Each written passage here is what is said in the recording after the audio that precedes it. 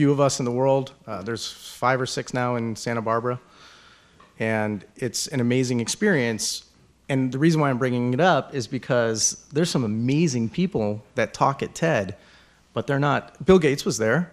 Larry Page, Sergey was there. They were there. They're all there. I got a Google Nexus 1. They handed it to me. It was awesome. But there was also Dr. William Lee, who has created this concept of angiogenesis. Simply put, gentlemen, you want to avoid prostate cancer, and I know you do, eat more tomato sauce and blueberries. What a novel idea.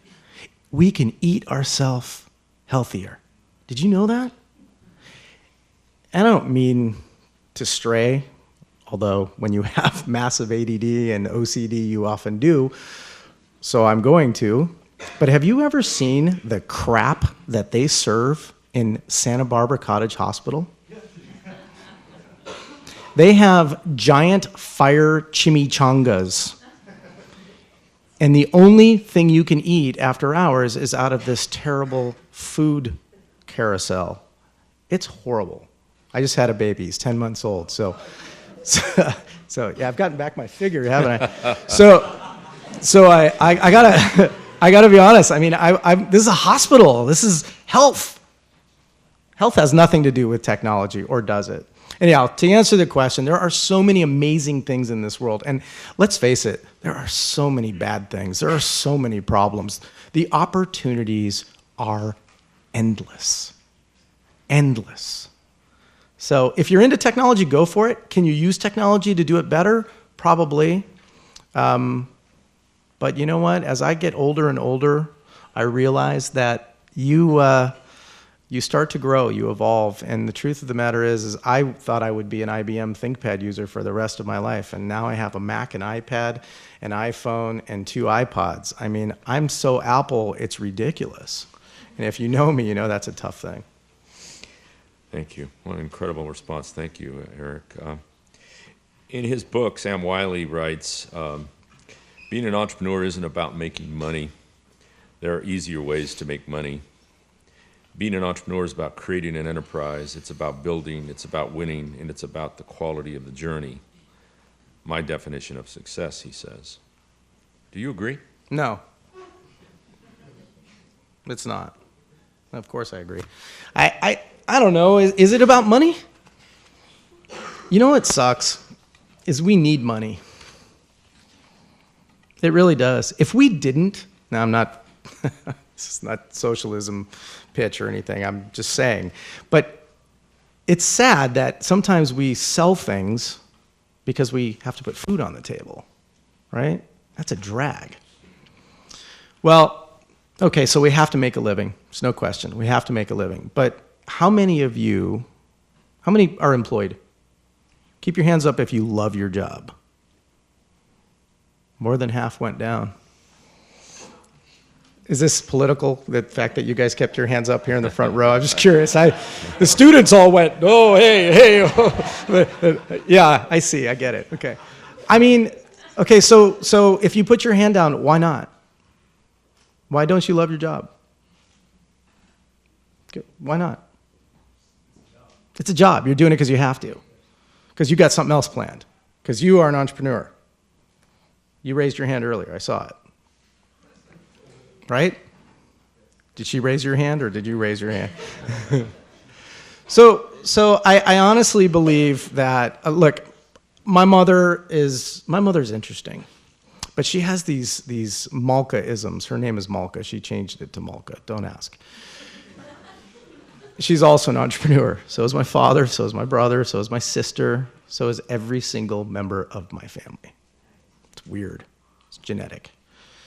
It's just we're too difficult to deal with. Nobody would ever hire us. That's the problem. That's oftentimes not true. In my case it is, but not true for them. Anyhow, my mom, she's a great woman, and she said in an interview, she was actually being interviewed by ABC News in Palm Springs when we launched our service there, that her comment to the reporter was, you know, I told my son, just love what you do and you'll never work a day in your life. No.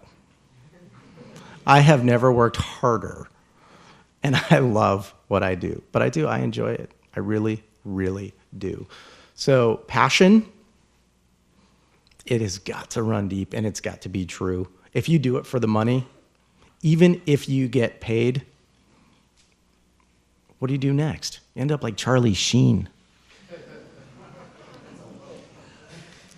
That's brutal, isn't it? What is wrong with this guy? Oh, sorry. That's what I woke up to this morning. In doing a little research, Eric, I was impressed and intrigued by a statement that you made where you say, I take an extreme approach to every role and company I've ever created or been involved in. And I'd like to know what that extreme approach is. Well, it's simple, really, and it kind of goes back to the whole passion discussion. It's doing it to that extreme. Taking whatever you're going to do, why fuss around? Just go for it, right? Richard Branson, I saw speak a couple years ago. Terrible speaker. He's a guy from Virgin. Has anyone flown Virgin? Is that a rat airline or what? Do you think it's perfect, or you think they could do better? It's way better than the others. It's the In-N-Out burger compared to McDonald's, right? By the way, that's kind of how we are compared to Geek Squad. Do you feel me there? Right? But Richard talked about, and by the way, my TED badge says, everybody's badge has his obnoxious badges with your picture on them, and it says, ask me about. And one of my things is big, dumb, lazy companies.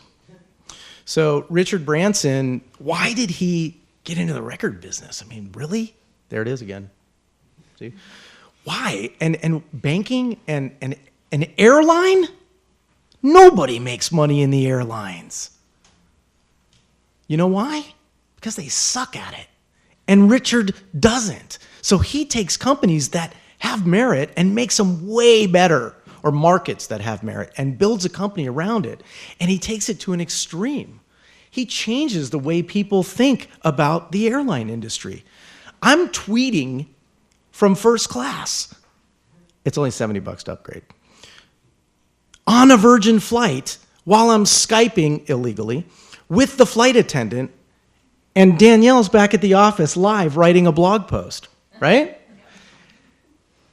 Because I was so excited about my Virgin experience. It was awesome. Why doesn't everybody do that?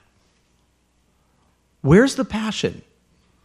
So maybe it's just me. It's innate. Maybe that's who I am. I don't know. But I honestly believe if you're going to do something, go for it.